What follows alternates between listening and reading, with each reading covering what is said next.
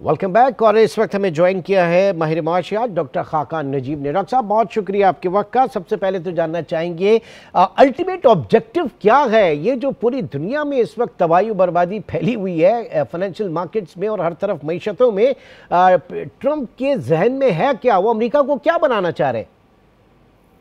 तो देखिए, अगर आप यूएस अथॉरिटीज की पोजीशन देखें तो इट इज़ द फॉलोइंग। एक ये है कि जो ट्रेड डेफिसिट्स हैं वो चाहते हैं कि वो कम हो जाएं, जो इस वक्त एग्जिस्ट करते हैं। मसलन पाकिस्तान के साथ $3 अरब का ट्रेड डेफिसिट है यूएस का। We'll talk more in detail. Number 2, एक वो जो उनका मालियाती खसारा है जिसको आप फिस्कल डेफिसिट कहते हैं। पाकिस्तान में तो अब ये आई थिंक हर बच्चे की ज़बान पर ये लफ्ज़ है, बिकॉज पाकिस्तान भी एक बहुत बड़ा फिस्कल रन करता है। तो वो चाहते हैं कि 600 अरब शायद इससे कलेक्ट हो जाए। और तीसरा उनका ये ख्याल है कि कई ऐसी मैन्युफैक्चरिंग्स हैं जो विद इन द यूएस आ सकती हैं और आनी चाहिए, और जो ऑफ शोरिंग है मैन्युफैक्चरिंग की, चाहे वो की हो, चाहे वो स्पोर्ट्स वेयर की हो, चाहे वो गाड़ियों की हो, ये ज़्यादा हो गई है। सो हमें कुछ ऑन शोरिंग जो है वो करनी चाहिए। सो इन 3 ऑब्जेक्टिव्स है।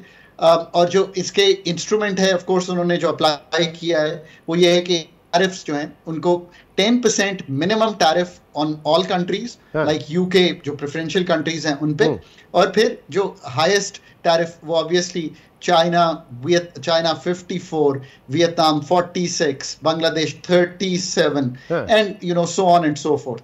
और and so I think this Pakistan is the 29%, Pakistan 29%। एक आम परसेप्शन ये है कि आप अगर 58% पाकिस्तान ने टैक्स इंपोज किया तो उसका हाफ जो है अमेरिका ने इंपोज कर दिया। लेकिन यहां सवाल ये भी उठ रहा था कि पाकिस्तान जो है क्या हकीकी तौर पे जो अप्लाइड MFN रेट्स है अंडर दिस WTO पाकिस्तान उतने ही ले रहा है? क्योंकि मेरे पास जो फिगर जो मैं समझ पाया हूं, जो एग्रीकल्चर के ऊपर 96.2% तक हमारी सीलिंग है, हम लगा सकते थे, but we are charging only 30 tariff. Non agriculture के ऊपर 55.2% हम लगा सकते थे, but we are charging only 9.9%। तो ये वहां पर क्या आदाद शुमार सही उनको दिए गए या उनको सही पता है? तो देखिए, इसीलिए तो जो कंट्रीज हैं, जैसे अभी यूएस की जो एग्रीकल्चर सेक्रेटरी हैं उनका एक इंटरव्यू सुन रहा था, अभी CNN ने थोड़ी देर पहले ही रन किया है, और उन्होंने ये बताया कि वो 50 countries have approached them to negotiate out कि टैरिफ्स में अगर हकीकत कहीं पे, जैसे आपने कहा कि ये शायद मुख्तलिफ हो। सो इसी के लिए एक पाकिस्तान भी अब our way of working is such कि हम कमिटीज के थ्रू काम करते हैं। मैं हमेशा कहता हूं कि the authorities which means our divisions, departments, planning के अंदर मेंबर एग्रीकल्चर हैं, उनका जो पूरा वो इतने जिसे कहते हैं अप टू डेट होने चाहिए, अप टू स्पीड होने चाहिए कि वो फॉरेन अथॉरिटीज को बता सकें कि डिफरेंट जगह पे क्या हो रहा है, जुजियात क्या हैं। मैं हमेशा कहता हूं कि जब तक आप जुजियात में, जैसे आप अगर गए हैं और आप कह रहे हैं कि नहीं यहाँ पे 13 हैं, सो इंगेज करने के लिए अगर एक पर्चा लिखना है और वो पर्चा तहकीक, नंबर्स, डेटा सेट्स और फ्रेमवर्क्स पे बेस करना है, आप भी जानते हैं, मैं भी जानता हूं कि ये अगर हम बिल्ड कर लें तो Pakistan public sector response would start looking different. But एक कमेटी, उसकी एक आई थिंक सब कमेटी जैसे भी अथॉरिटीज उसको रिस्पॉन्ड करेंगी थ्रू दोज कमिटीज कि वो काम करें। अब ये डेटा तो मौजूद होगा ज़रूर, कहाँ पे, कॉमर्स मिनिस्ट्री में भी, फिर हमारा एक नेशनल टैरिफ कमीशन है वहाँ पर भी, और प्लानिंग में अगर पूरा मेंबर एग्रीकल्चर है और उसके नीचे पूरा एक पैराफर्नेलिया है, फिर हमारा इकोनॉमी है, इन सब को they should have been the ones interacting rather than अभी हम कुछ और करें इसके थ्रू। वॉर फुटिंग मेजर्स पे हमें एक आप समझ लें कि एक कोऑर्डिनेटेड एफर्ट से हमारे डिपार्टमेंट्स को, सब लोगों को बैठना होगा और जितना मजबूत से मजबूत केस पाकिस्तान का प्लीड करे ले जाकर करना होगा हमें।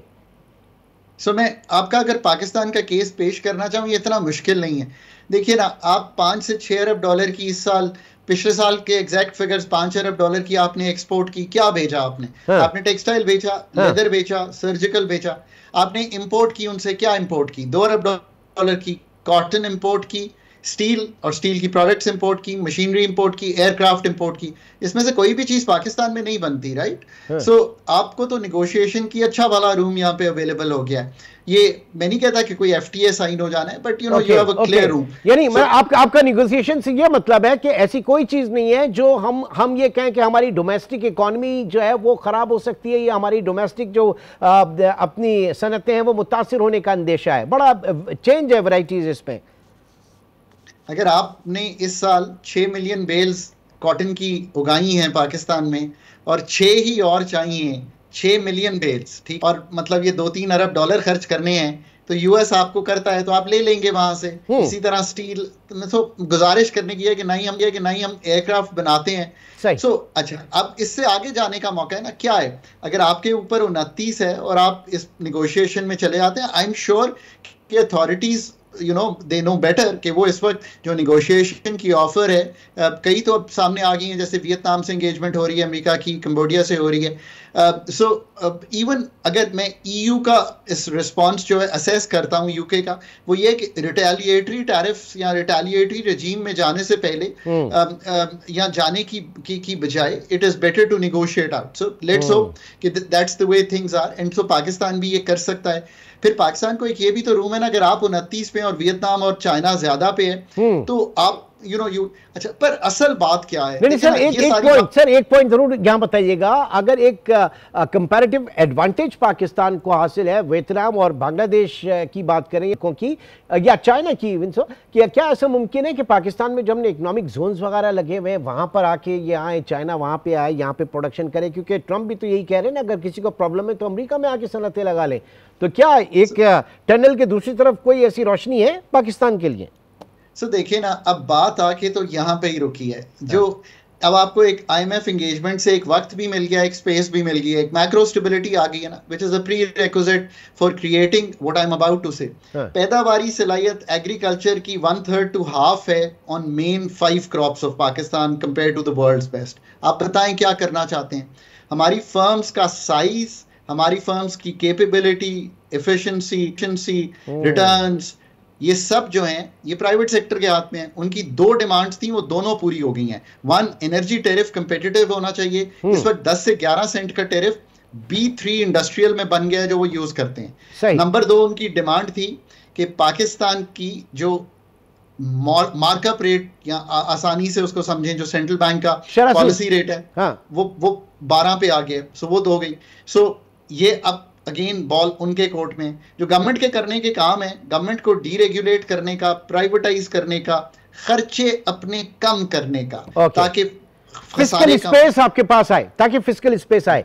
सर, आप वक्त की बड़ी कमी है, लेकिन मैं आपसे ये भी जानना चाहूंगा कि इस पूरे it's a combination of tariff and non tariff जो बैरियर्स हैं। तो नॉन टैरिफ की अगर जरा देखें तो वहां पे बड़ी दिलचस्प चीजें हमारे सामने, मिसाल के तौर पे इसमें बहुत सारी ऐसी चीजें जो हमारी अपनी खामियां हैं। हमारे अपने कस्टम के जो कवानीन है वो बहुत बड़ा इशू यहाँ पर है। फिर हमारी जो इम्पोर्ट बैन्स हैं वो मैं कुछ बाद में हम डिस्कस करेंगे। लेकिन जो एक इंटरेस्टिंग चीज आ रही है कि पाकिस्तान में जिस तरीके से इंटरनेट शटडाउन हुआ, पाकिस्तान में जिस तरीके से फेसबुक पे, ट्विटर पे, एक्स पे पाबंदियां लग रही हैं, ऑनलाइन कंटेंट के ऊपर पाबंदियां लग रही हैं, तो ये भी इसमें शामिल है, इस तरह की चीजें। चीज कहूं, the whole world is trying to rethink कि किस तरह से ये जो इस वक्त सोशल मीडिया है और जिस तरह से इंटरनेट को आसान बनाया गया है और दुनिया में बच्चों की रसाई हुई है, the whole world is thinking about it. मैं ऑस्ट्रेलियन ट्रेंड हूँ, आपको मालूम है कि उन्होंने 16 एज तक के बच्चों के सोशल मीडिया की रसाई को बैन कर दिया है। सो हम आइसोलेशन में नहीं हैं जब हम ये करते हैं, बट इसका कतई तौर पे ये मतलब नहीं है कि हमें इस रसाई को फॉर द एडल्ट्स या मुल्क कौम के लिए जो आईटी और आईटीई में काम होता है उसमें हमें इंटरनेट को स्लो करना या हमें वीपीएन की ज़रूरत पड़े जिससे इंटरनेट स्लो हो जाता है, इन सब चीज़ों को नहीं करना। But at the same time ये याद रखिए कि ये बहुत इस वक्त आसान हो गया है कि न्यूज़ जिसकी ऑथेंटिसिटी, न्यूज़ जिसकी पीछे फैक्ट्स एंड फिगर्स ना हो, जिसके पीछे तहकीक ना हो, it leaves many minds unclear as to what the reality is.